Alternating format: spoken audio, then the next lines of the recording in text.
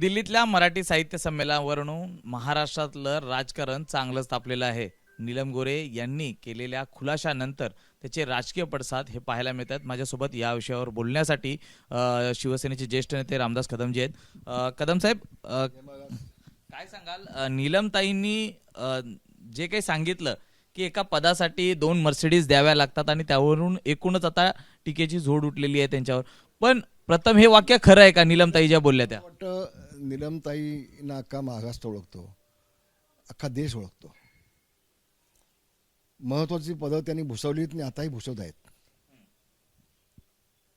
संजय राऊत यांच्यापेक्षा किती त्यांची राजकीय उंची आणि सामाजिक उंची आहे हे सगळ्यांना मान्य करावं लागेल. विधान परिषदचं विधिमंडळाचं सभापतीपद आणि उपसभापतीपद ही साधी बाब नाही आहे. ते त्यांनी भूषवत आहेत ते आणि भूषवली. आणि म्हणून त्यांचा जो उद्देश आहे नेमका, त्या काय बोलल्या त्यापेक्षा हे काय होता कामा नये भविष्यामध्ये, हा मेसेज त्यांनी दिला. हे आपण कृपा करून समजून घ्या. राजकारणामध्ये अनेक लोकांनी अनेक पावसाळे पाहिलेत, पण शिवसेनेमध्ये जी पद्धत कालपर्यंत होती आम्ही सगळ्यांनी ते अनुभवलंय. मी आपल्याला सांगतो, संजय राऊत साहेबांना सांगेन, संजय राऊतजी तुमच्या भांडूपचे आताचे आमदार अशोक पाटील आहेत. मागच्या वेळेला त्यांना तिकीट का दिली नाही तर घ्या ना माहिती करून त्यांच्याकडून. तुम्हाला माहिती नाही त्यांच्या हातामध्ये दिलेला एबी फॉर्म हा का काढून घेतला? किती मिठाई खोक्याची मागणी केली होती त्यांच्याकडे, घ्या ना माहिती करून तुम्ही. असं काय करत आहे? संजय राऊत साहेबांना सांगेन, संजय राऊतजी रामदास कदमला मंत्रिमंडळातून बाहेर काढला, दिवाकर रावतेला मंत्रिमंडळातून बाहेर काढला. मग जे अपक्ष आमदार आहेत ज्यांचा शिवसेनेसाठी काही योगदान नाही त्यांना मंत्रिमंडळामध्ये का घेतला? त्यांना मंत्रिमंडळामध्ये का समावेश करून घेतला? संजय राऊत साहेब, माझी तुम्हाला विनंती आहे, हो घ्या ना थोडी माहिती करून. किती मिठाईचे खोके घेतले ते थोडेसे घ्या ना, चांगलं होईल. एक चांगला तुम्हाला तुमच्या ज्ञानामध्ये आणखी भर पडेल राऊसाहेब, असं मला वाटतंय. आणि 1, 2, 3 नाही, असे शेकडो उदाहरणं राऊसाहेब तुम्हालाही माहिती आहेत. मी तुम्हाला सांगायची आवश्यकता नाही आहे. पण तुम्ही काय आता उद्धव ठाकरेंचं वकिली घेऊनच बोलताय फक्त. तुम्ही उद्धव ठाकरेंची सुपारी घेऊन फक्त बोलताय. काल शरद पवारांकडे बोललात, शरद पवारांच्या विरोधामध्ये हवं तेवढं बोललात आणि पुन्हा शरद पवारांची स्तुती तुम्ही चालू केलीत. कालचे संजय राऊत आज शिल्लक आहेत का? जे माझे संजय राऊत मित्र होते आज आहेत का ते? असा प्रश्न मलाही पडला राऊत साहेब. तर आपण कुणाची बाजू घेतोय? आपण कुणाची बाजू घेतोय? आपण कुणाला पाठिंबा देतोय? मी शेकडो उदाहरणं देईन, शेकडो, 5, 10, 20 नाही, शेकडो उदाहरण देईन तुम्हाला मी. आणि म्हणून जे वास्तव आहे ते आहे. थोडंसं साहित्य संमेलनाच्या माध्यमातून मराठी माणूसच मराठी माणसाला कसा संपवतो हे त्यांना उदाहरण द्यायचं होतं. अधिक स्पष्टता यायला हवी होती, म्हणून त्या फक्त बोलल्या. आज मला सांगा, इतका मोठा निर्णय आज देशाचे पंतप्रधान मोदी साहेबांनी घेतला मराठी भाषेबाबत. तुम्ही अभिनंदन केलं त्यांचं? नाही ना. वर्षानुवर्ष कुसुमाग्रजांनी सांगितलं होतं, अरे मराठी भाषा ही अंगावरती फाटके वस्त्र घालून, डोक्यामध्ये सोन्याचा मुकुट घालून, मंत्रालयाच्या दरवाजावरती उभी राहून भीक मागून सांगते, अरे मला न्याय द्या. ही तुम्हाला कशी कल्पना आहे ना? मग त्या मराठी भाषेला फाटक्या कपड्यांनी मंत्रालयाच्या दरवाजासमोर उभी असलेल्या मराठी भाषेला आज ज्या पंतप्रधानांनी न्याय दिला, कधीतरी आभार मानलेत का हो उद्धवजींनी तुम्ही? नाही ना. मग तुम्हाला नेमकं हवंय काय? काय नेमकं हवंय तुम्हाला? आणि म्हणून आपण काय बोलतोय, किती बोलतोय, कोणाच्या बाबतीमध्ये बोलतोय, तुम्हाला सगळं माहिती आहे ना राऊत साहेब. तुम्ही येडगावला जाऊन पेडगाव कशाला, तुम्ही येडा होऊन पेडा कशाला खात आहे? तर माझी विनंती आहे, नीलम गोगेंनी त्यांना जे सांगायचं होतं की मराठी माणूसच मराठी माणसा कसा अन्याय करतोय, हे त्यातून त्यांना सूचित करायचं होतं. मला कल्पना आहे ना, त्या काय अज्ञानी नाहीत. निलमताई अज्ञानी नाही आहेत. त्यांनी अनेक कविता लिहिलेल्या आहेत. कविता संग्रह त्यांचा देखील आहे. त्याचं कुठे दुमत नाही. त्यांनी जे दोन मर्सिडीज बाबत जे वक्तव्य केले की पदासाठी खरंच त्यातला हा एक भाग आहे. मर्सिडीज हा एक भाग आहे.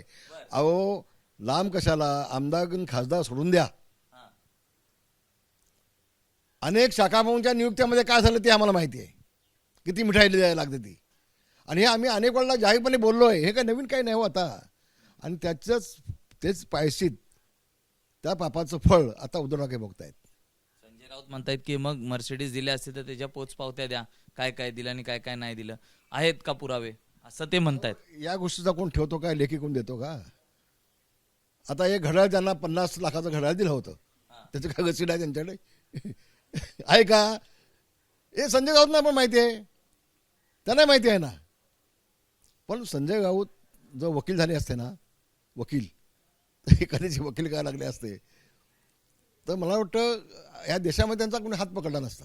वकिली चांगली करतात ते, वकिली चांगली करतात.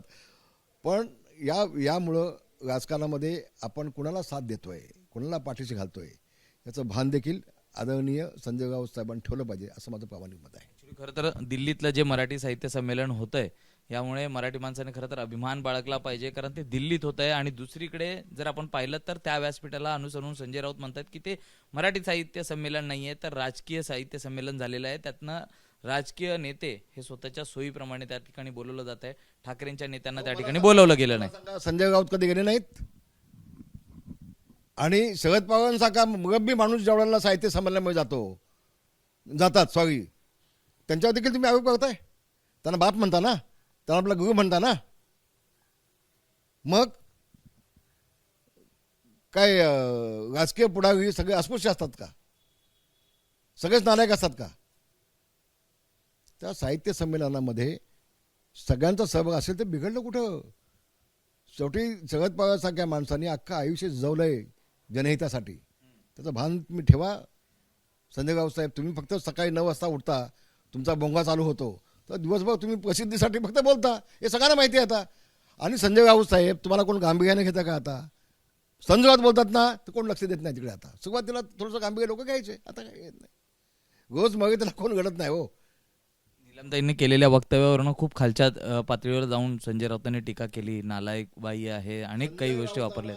संजय राऊतांना बोलताना आपला भान पाहिजे. एका स्त्रीचा आपण अपमान करतोय, एका महिलेचा अपमान करतोय, एक महाराष्ट्राच्या सभापती उपसभापती आहे त्यांचा अपमान करतोय. ह्याचं काही त्यांना भान नसतं. त्यांना फक्त मी किती वाईट बोलू शकतो, मी किती खालच्या लेवलला बोलू शकतो, माझी पातळी आता किती खाली गेलेली आहे उद्धव ठाकरेसोबत राहून, ह्याचं प्रदर्शन ते करत आहेत. ही महाराष्ट्राची संस्कृती नाही. आज संजय राऊत बोलतायत, ही महाराष्ट्राची संस्कृती नाही. मला वाटतं संजय राऊतांनी यापुढे बिहारला गेलं पाहिजे आणि तिथं आपली वकिली केली पाहिजे, असा माझा त्यांना सल्ला आहे. धन्यवाद. जय हिंद. शेवटचा प्रश्न, एकनाथ शिंदेबाबत बोलताना ते म्हटलेले आहेत की पैशाने सगळी पदं विकत घेता येतात आणि त्याच हिशोबाने म्हणजेच सध्याचे तुमचे नेते आहेत एकनाथ शिंदे यांच्यावर त्यांनी हे आरोप केलेले आहेत. एक सांगतो तुम्हाला, आपल्या सगळ्यांना माहिती आहे, मोगलांचे घोडे जेव्हा पाणी प्यायला जायचे त्या मोगलांना देखील त्या पाण्यामध्ये संताजी धनाजी दिसायचे, संताजी धनाजी दिसायचे. तर सकाळ उठल्यापासून संध्याकाळपर्यंत संजय राऊत आणि उद्धव ठाकरेंना फक्त एकनाथ शिंदे दिसतात. कारण ह्याला राजकीय पूर्णपणे संपवण्याचं काम एकनाथ शिंदेनी केलं आहे. ते चांगलं कसं बोलतील? त्या संताजी धनाजी सारखंच यांचं झालं आहे आता. एकनाथ शिंदेना तसं बघतायत ते. आणि हे सगळ्या महाराष्ट्राला माहिती आहे. यामुळं एकनाथ शिंदेंचा काही बिघडणार नाहीत. उलट एकनाथ शिंदे अधिक वेगानं काम करतील, अगदी दुपटीनं काम करतील. अहो 2.5 वर्षामध्ये ज्या उद्धव ठाकरेंनी एक सही केली नाही, 2.5 वर्षामध्ये उद्धव ठाकरेंनी एका आमदाराला एक फंड दिला नाही, एक नया पैसा, त्याचा पाठीशी घालायचा संजय राऊतांना थोडीशी जनाची नाही मनाची हवी असं म्हटलं तर मी चुकीचं म्हटलं असं वाटणार नाही. धन्यवाद. जय महाराष्ट्र. प्लीज. एकनाथ शिंदेच्या आज साहेब एक महत्वाचाच प्रश्न होता. एबीपी माझा, उघडा डोळे बघा नीट.